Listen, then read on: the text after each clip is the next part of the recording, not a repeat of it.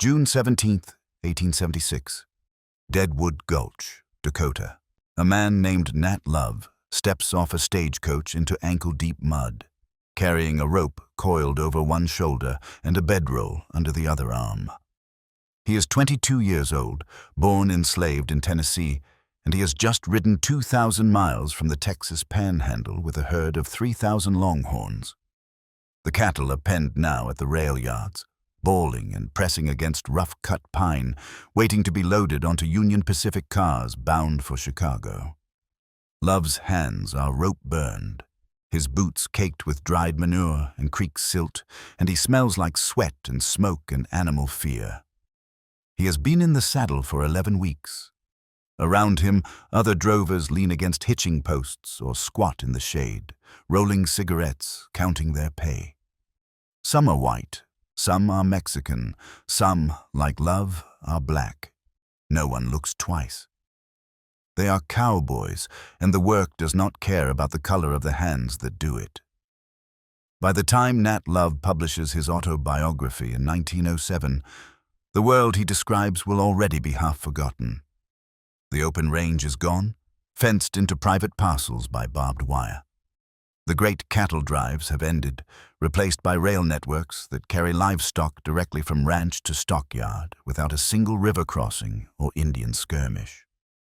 And the cowboys themselves, those 35,000 men who moved 15 million head of cattle north from Texas between 1866 and 1890, have been written out of their own history. The dime novels and Wild West shows that flourish at the turn of the century prefer a simpler story, white men on horseback taming a savage frontier. But the records tell a different truth. The men who actually did the work, who broke the horses and roped the steers and rode night guard through thunderstorms that scattered herds across 10 miles of prairie, were far more diverse than later myth would allow. Roughly 1 in 4 of them were black. That figure, 20 to 25%, is not a guess. It is a calculation drawn from payroll records, census data, contemporary newspaper accounts, and the memoirs of ranchers who employed these men. Historians who have studied the cattle drive era, synthesizing archives from Texas, Kansas, Colorado, and the Indian Territory, estimate that between 6,000 and 9,000 black cowboys worked the long trails during the peak years. They were drovers, wranglers, cooks, ropers, and bronc busters.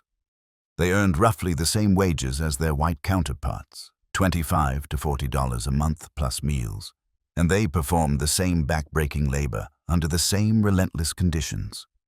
Some became legendary for their skill. Others lived and died anonymously, their names recorded only in scattered crew lists or not at all. But they were there, in numbers large enough that their presence was ordinary, unremarkable, a basic fact of the industry.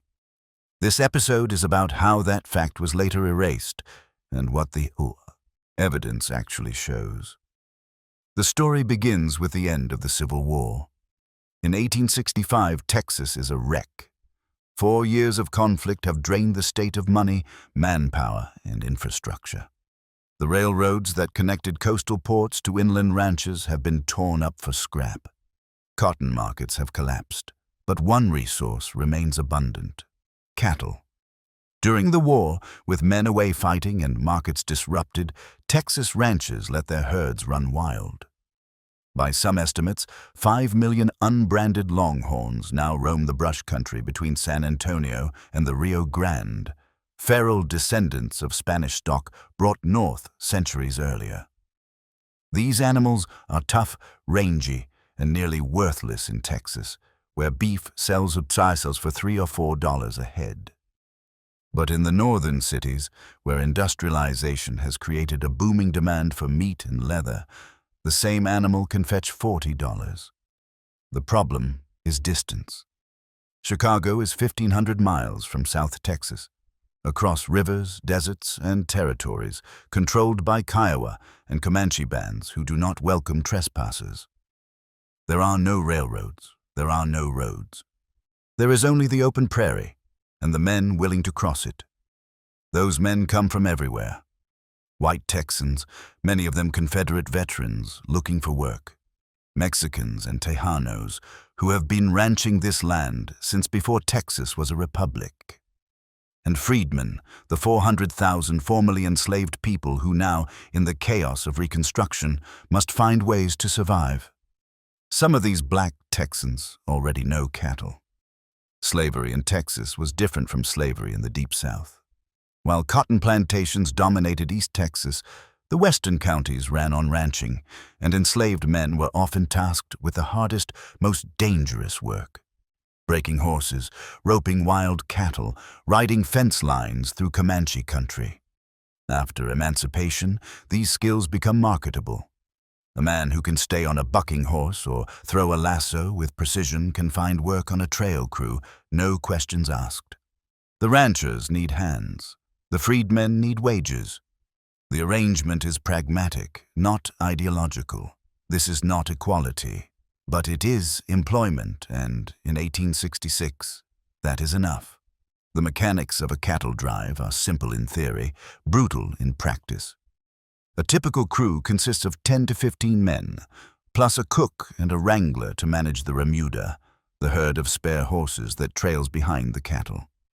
Each cowboy rotates through a string of 5 or 6 mounts, because no single horse can endure the strain of 12-hour days for 3 months straight. The crew moves 2,000 to 3,000 head at a pace of 10 to 12 miles per day, always moving toward the next water source. Cattle can survive 3 days without water in cool weather, less in summer heat. Miss a river crossing or find a creek bed dry, and animals begin to die. The route is dictated by hydrology and topography, not by roads. The Chisholm Trail runs north from San Antonio through Austin, Fort Worth, and the Red River crossing into Indian Territory, then up through what will become Oklahoma to the rail towns of Kansas. The Western Trail angles northwest toward Dodge City. The Goodnight Loving Trail cuts west through the Pecos River country to forts in New Mexico and Colorado. Each route is a corridor of trampled grass and dried dung, marked by the graves of men who drowned in river crossings or were killed by lightning or simply died of exhaustion. The work is ranked by danger and skill. At the front of the herd ride the point men, the most experienced hands, who set the pace and choose the path. Behind them, the swing riders keep the mass of cattle moving in the right direction. At the rear, choking on dust, the drag riders push the stragglers and the weak. The worst job is night guard, riding slow circles around the bedded herd in darkness, singing to keep the cattle calm. Longhorns are skittish. A coyote howl, a flash of lightning, even the snap of a dry branch can trigger a stampede. When that happens, riders must sprint alongside the panicked herd in pitch blackness, trying to turn the leaders into a milling circle before the animals run off a cliff or into a ravine. Men die this way. Horses break legs and are shot where they fall. The survivors bury the dead in shallow graves, mark the spot with a cairn of stones, and move on. The cattle must reach market. Black cowboys do all of these jobs. They ride point and drag. They wrangle the remuda, a position of trust because the entire operation depends on having sound horses. They cook, a role that carries real authority because a good cook can keep a crew functional and a bad one can start a mutiny. They rope and brand and castrate. They break broncs, the wild mustangs caught on the prairie and trained just enough to carry a rider. Some become specialists. Nat Love, who takes the name Deadwood Dick after winning a roping contest in Deadwood in 1876, is known for his ability to stay on a bucking horse and his skill with a lariat. Bose Ikard, who rides with Charles Goodnight on the Goodnight Loving Trail, is described by Goodnight as the most reliable man in his crew. Trusted with money, cattle, and decisions that could mean life or death. Bill Pickett, born in 1870, later becomes famous for inventing bulldogging, a technique where a man leaps from a running horse onto a steer's head and wrestles it to the ground. The method evolves into steer wrestling, a rodeo staple. These men are not exceptions. They are examples of a much larger population whose names do not survive in the historical record. The question of pay is complicated. Evidence suggests that on the trail, Black and white cowboys often earned similar base wages. A hand is a hand, and the work is too hard and too important to allow for petty discrimination in the moment.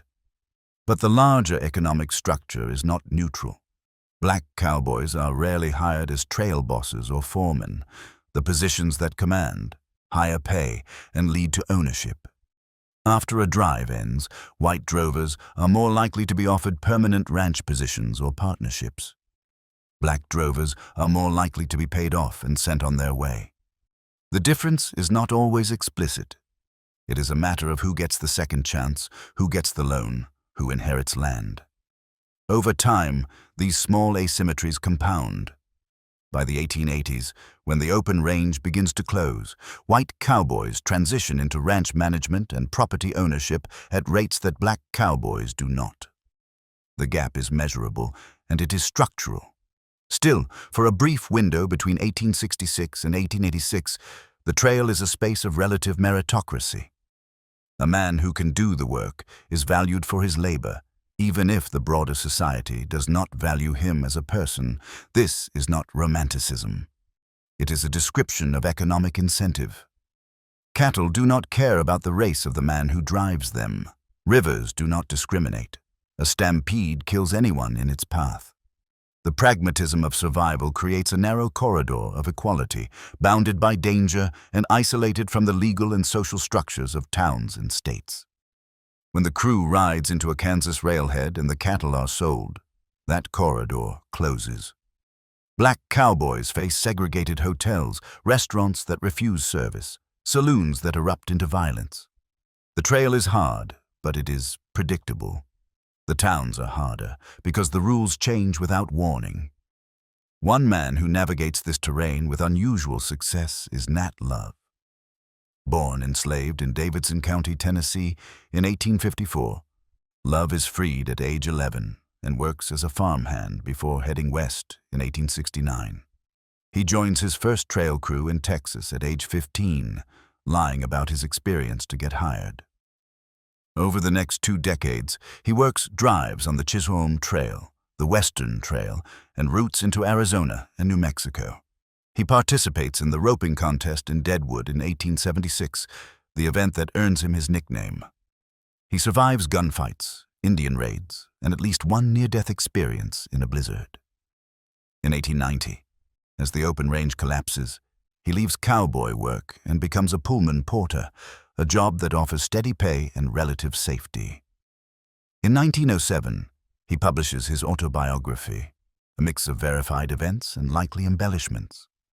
Historians debate which stories are true, but Love's core narrative, his presence on the trail and his skill as a cowboy, is corroborated by other sources. He is real, and his career is representative of thousands of others. Bose Ikard's story is quieter and better documented. Born enslaved in Mississippi, Ikard moves to Texas as a child and learns ranching under Oliver Loving, a cattleman who later partners with Charles Goodnight. When Loving and Goodnight launched their drives along the Pecos River route in 1866, Ikard rides with them. The Goodnight-Loving Trail is among the most dangerous, cutting through Comancheria and waterless stretches of West Texas. In 1867, during a drive to Fort Sumner, Utah, Mexico, Oliver Loving is wounded in a Comanche ambush and dies from infection. Goodnight continues the operation, and Ikard remains with him for years. When Goodnight later writes about his career, he describes Ikard as the best hand he ever employed, a man he trusted with his life. After Ikard's death, Goodnight pays for his gravestone, which includes the inscription, "He was my detective, banker, and everything else in Colorado, New Mexico, and the other wild country I was in." The language is paternalistic, but the facts are clear. Ikard was indispensable. Bill Pickett represents a later generation. Born in 1870 in Travis County, Texas, to parents who were likely freedmen, Pickett grows up in a post-Reconstruction world where the cattle drives are already winding down. He works ranches and rodeos, and by the 1890s, he is performing in Wild West shows. His bulldogging technique becomes a sensation. Unlike the roping and riding events that dominate rodeo, bulldogging is visceral and dangerous, a demonstration of raw strength and timing. Pickett tours with the 101 Ranch Show, one of the largest Wild West outfits of the early 20th century. He performs in front of crowds in New York, London, and Buenos Aires. When he dies in 1932 after being kicked by a horse, his obituaries describe him as one of the greatest cowboys of his era. But by then, the cultural memory of black cowboys is already fading. The movies and dime novels that define the Western genre have no place for men like Pickett. Mary Fields is not a cowboy, but her story intersects with the same frontier economy. Born enslaved in Tennessee around 1832, Fields is freed after the Civil War and moves west, eventually settling in Cascade, Montana. She works for a Catholic mission school, hauling freight and supplies across rough terrain. In 1895, at age 60, she becomes the first African-American woman to work as a star route mail carrier for the U.S. Postal Service. The star routes are private contracts for mail delivery in remote areas, and the job requires navigating mountain trails in all weather, often alone. Fields, known as Stagecoach Mary, is remembered for her punctuality and her refusal to be intimidated. She carries a rifle and is said to have fought off wolves and bandits. Her story is tangential to the cattle industry, but it illustrates the same principle. Black men and women were present in every part of the Western economy, doing the work that built the infrastructure of settlement.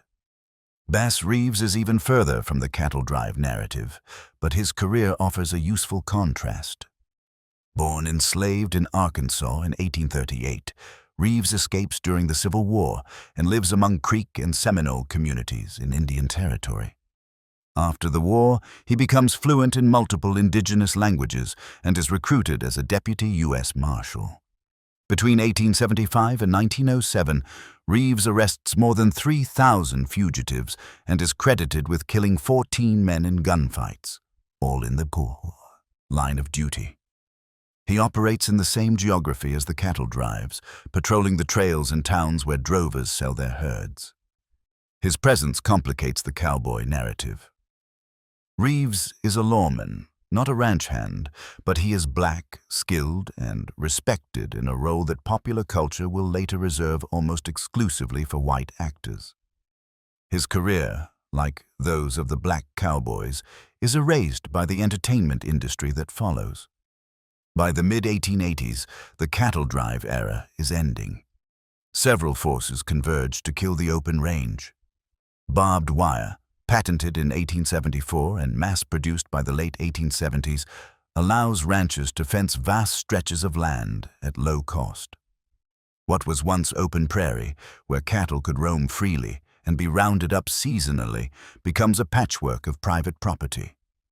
The railroads expand, reaching into Texas and eliminating the need for long drives. In 1885 and 1886, two brutal winters kill millions of cattle across the northern plains, bankrupting ranchers who had overstocked their ranges. The boom collapses. Cowboys who once earned steady wages on the trail now compete for scarce jobs on fenced ranches. Some transition to rodeo, which is emerging as a commercialized sport. Others leave the industry entirely. Nat Love becomes a Pullman porter. Many others disappear from the record. The erasure of black cowboys from popular culture is deliberate and systematic. In the 1880s and 1890s, as the real cattle drives end, the myth-making begins. Dime novels and Wild West shows, led by figures like Buffalo Bill Cody, create a sanitized, racialized version of frontier history. The cowboy becomes a symbol of white masculinity, taming a savage wilderness and imposing order through violence. This narrative serves a political purpose. It justifies the dispossession of indigenous people, the consolidation of corporate land holdings, and the Jim Crow laws that are being enacted across the South and spreading west. To admit that 1 in 4 cowboys were black would complicate the myth. It would suggest that black men were competent, skilled, and essential to the building of the West. That admission is incompatible with the segregationist project. So the black cowboys are written out. When early films begin to portray the West in the 1900s and 1910s, they follow the dime novel template. The cowboys are white. The Indians are villains. The history is fiction. This process accelerates through the 20th century.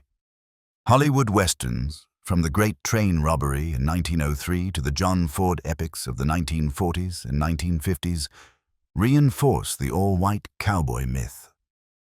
Even as historians begin to recover the documentary evidence of black cowboys, the popular culture ignores it. A few exceptions exist. In 1972, the film Buck and the Preacher, starring Sidney Poitier and Harry Belafonte, depicts black homesteaders and cowboys in the post-Civil War West. But it is an outlier. The dominant image remains unchanged. By the time the civil rights movement prompts a re-examination of American history, the cowboy myth is so entrenched that correcting it requires not just new research, but a dismantling of a century of propaganda. The evidence, when examined, is overwhelming. The Library of Congress holds photographs of black cowboys from the 1880s and 1890s, images that show men in work clothes, standing beside horses or sitting on corral fences, indistinguishable in posture and equipment from their white counterparts. The Texas State Historical Association catalogs crew lists and payroll records that include black names alongside white and Mexican names, often with no notation of race because it was not considered relevant to the task at hand. The Smithsonian Institution has collected oral histories and material artifacts, saddles and ropes and branding irons used by black ranch hands. These sources are not hidden. They have been available in archives for decades. What has been missing is the cultural willingness to acknowledge them. The statistical estimate that 20 to 25% of cowboys were black rests on work by historians like Kenneth W. Porter, who synthesized census data, ranch records, and contemporary accounts in the mid-20th century. Porter's figures have been refined by later scholars, but remain broadly consistent. During the peak years of the cattle drives, roughly 35,000 men worked as trail cowboys. If 1 in 4 were black, that yields between 8,000 and 9,000 individuals. The number is approximate because record-keeping was inconsistent and many cowboys were itinerant, moving between crews and states without leaving paper trails. But the order of magnitude is correct. This was not a handful of exceptional individuals. It was a substantial workforce. The regional variation matters. In South Texas, where ranching began under Spanish and Mexican rule, black cowboys worked alongside the Tejano vaqueros, learning techniques that had been developed over centuries. The vaquero tradition emphasized horsemanship and roping, skills that required years of practice. Black cowboys absorbed this training and passed it on, creating a continuity of knowledge that persisted even as the open range disappeared. In Kansas and Colorado, where the cattle arrived after the long drives, black cowboys were more likely to be seen as temporary labor, hired for the season and dismissed when the work was done. In the Indian Territory, which would become Oklahoma, black cowboys sometimes interacted with black Seminole and Creek communities, adding another layer of complexity to the racial dynamics of the frontier. The West was not monolithic. It was a mosaic of overlapping jurisdictions, economies, and social structures, and black cowboys navigated all of them. The question of resistance and agency is difficult to answer with precision. The sources that survive tend to focus on the work, not the inner lives of the men who did it. Nat Love's autobiography, the most detailed first-person account by a black cowboy, is performative and self-promoting, written for a white audience in 1907. It tells us what Love wanted to be remembered for, but not necessarily what he felt or feared. Other voices are fragmentary. A newspaper article mentions a black cowboy killed in a stampede. A ranch ledger notes a payment to a man identified only by his first name. A photograph shows a crew of 12 men, 3 of them black, standing in front of a chuck wagon. These fragments suggest presence and labor, but they do not reveal consciousness. We know that black cowboys were there. We can infer, from the conditions they endured and the wages they earned, something about their material lives, but their subjective experience, their hopes and resentments and strategies for survival, remains largely opaque. What is clear is that the skills they developed had lasting value. When the cattle drives ended and ranching became a fenced, industrialized operation, some black cowboys transitioned to rodeo. The early rodeo circuit, which emerged in the 1890s and grew rapidly in the early 20th century, was more integrated than the Hollywood westerns that depicted it. Black ropers, riders, and bulldoggers competed alongside white performers, and in some cases, they won. Bill Pickett's bulldogging act became a rodeo staple, and other black cowboys performed in venues across the country. This integration did not last. By the 1930s, as rodeo professionalized and segregation hardened, black competitors were increasingly excluded from major events. But for a few decades, the rodeo preserved a faint echo of the integrated crews that had driven cattle north from Texas. The modern recovery of this history began in the 1960s and 1970s, driven by black historians and community activists who recognized that the erasure was not accidental. Museums and archives, particularly those affiliated with black colleges and historical societies, began to collect photographs, documents, and oral histories. The National Park Service and the Smithsonian launched projects to document black contributions to Western settlement. University presses published monographs that challenged the all-white cowboy myth. Slowly, the evidence accumulated. Today, institutions like the Library of Congress, the Texas State Historical Association, and the National Museum of African American History and Culture maintain extensive online collections that document black cowboys. The photographs are striking. Men in wide-brimmed hats and chaps, holding lariats, standing beside horses. They look exactly like the cowboys of popular imagination because they are those cowboys.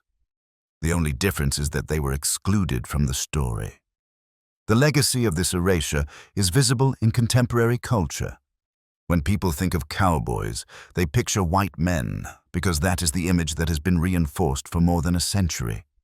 This misrepresentation matters, not because it diminishes the achievements of white cowboys, but because it falsifies the historical record and perpetuates a racial mythology that has real consequences. The myth of the all-white frontier supports narratives about who belongs in the West, who built it, and whose labor counts as valuable. Correcting the myth does not erase white contributions. It acknowledges that the West was built by a multiracial workforce and that black men were essential to that project. The technical details ground the story in reality. A Longhorn steer in 1870 weighs between 800 and 1,200 pounds. A trail crew of 12 men moving 2,500 head is responsible for roughly 1 million pounds of live animal across 1,500 miles for 3 months. The logistics are brutal. The crew needs access to water every 10 to 15 miles. They need grazing land sufficient to feed the herd without depleting it. They need to avoid conflicts with indigenous bands, settler communities, and other trail crews competing for the same resources. They need to prevent stampedes, which can scatter a herd across 20 square miles and take days to reassemble. They need to ford rivers, some of them a quarter-mile wide, without losing animals to drowning or panic. Every one of these tasks requires skill, coordination, and endurance. Black cowboys performed these tasks at the same rate and with the same success as anyone else. The work did not distinguish. The myth did. The cattle themselves were descendants of Spanish stock, introduced to the Americas in the 16th century. By the time of the Texas cattle boom, these animals had adapted to the harsh conditions of the Southwest. They were leaner and tougher than the cattle breeds being developed in the East, and they could survive on sparse forage and limited water, but they were also aggressive and unpredictable, traits that made handling them dangerous. A longhorn bull could gore a horse or a man with one sweep of its horns, which could span 6 feet from tip to tip. The job of a cowboy was to control these animals without getting killed. It required nerve, physical strength, and a willingness to take calculated risks. Black cowboys took those risks every day. The economics of the cattle trade explain why the drives happened at all. In Texas, a steer worth $4 could be bought, or more often simply rounded up from the wild herds that roamed the brush country. After a 3-month drive to Kansas, that same animal sold for $40. The profit margin, even after paying the crew and accounting for losses along the trail, was enormous. Between 1866 and 1890, roughly 15 million cattle were driven north from Texas. At an average sale price of $35, that represents more than $500 million in revenue, a staggering sum for the era. This wealth did not flow to the cowboys, who were paid wages and had no stake in the sale. It flowed to the ranchers and the railroads and the meatpacking companies in Chicago and Kansas City. The cowboys, black and white alike, were labor, not capital. But the labor was indispensable. Without the men who actually moved the cattle, the entire system would have collapsed. The end came quickly. In 1885, the Kansas legislature, under pressure from local farmers who were tired of trail herds trampling their crops and spreading Texas fever, passed quarantine laws that restricted where cattle could be driven.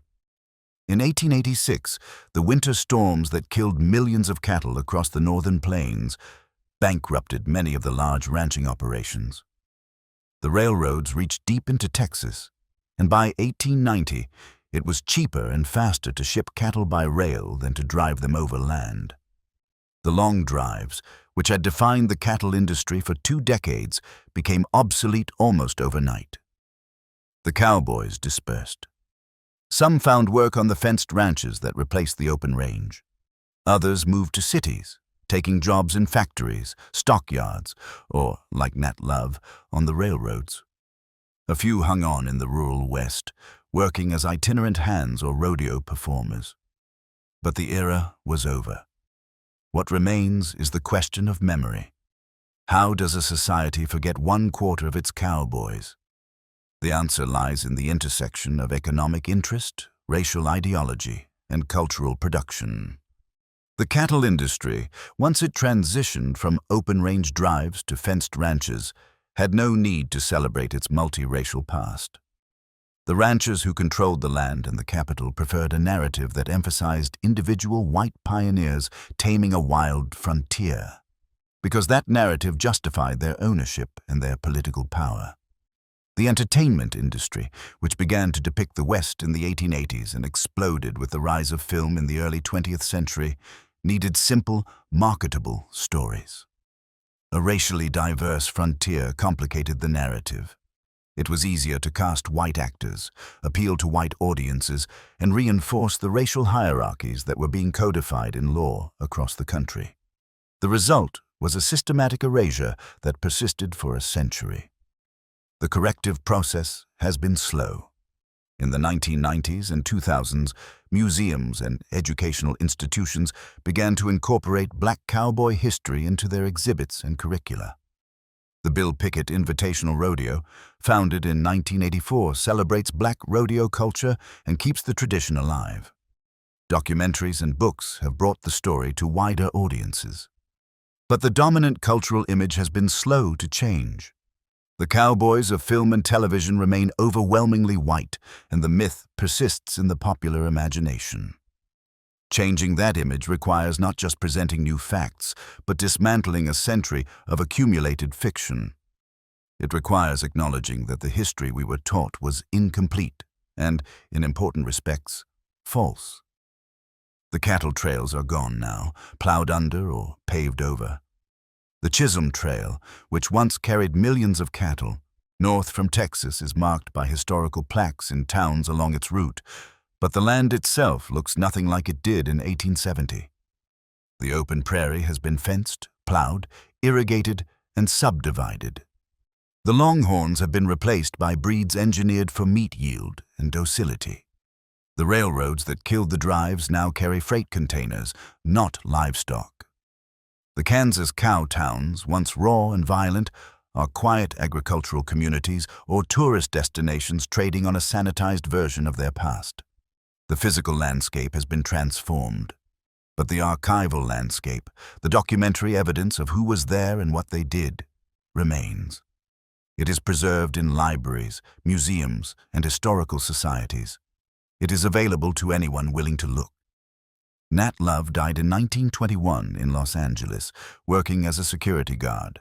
Bose Ikard died in 1929 in Texas, on land near the ranch where he had worked. Bill Pickett died in 1932 in Oklahoma, kicked by a horse at age 61. Mary Fields died in 1914 in Montana, remembered by her community as a woman who could not be intimidated. These are not abstractions. They are people who lived specific lives in specific places at a specific moment in history. They left behind fragments, a photograph, a payroll record, a tombstone inscription, an autobiography. These fragments, when assembled, tell a story that the dominant culture chose not to hear. The story is simple. 1 in 4 cowboys were black. They did the work. They survived the dangers. They built the industry, and then they were forgotten. This episode is a correction. It is not the whole story, because the sources do not allow for that, but it is enough to establish the fact. They were there. The trail crews have been gone for more than a century, but the skills they practiced persist.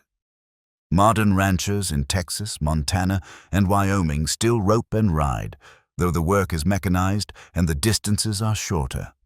Rodeo preserves the athletic traditions of the cowboy era, and black riders still compete, though they are underrepresented in professional circuits. The vaquero tradition, the Spanish and Mexican techniques that shaped cowboy work, is recognized now as the foundation of ranching culture across the Americas. The history is being written, slowly, with attention to the gaps and silences in the record. Archives are being digitized. Oral histories are being collected from the descendants of black cowboys. Photographs are being catalogued and shared.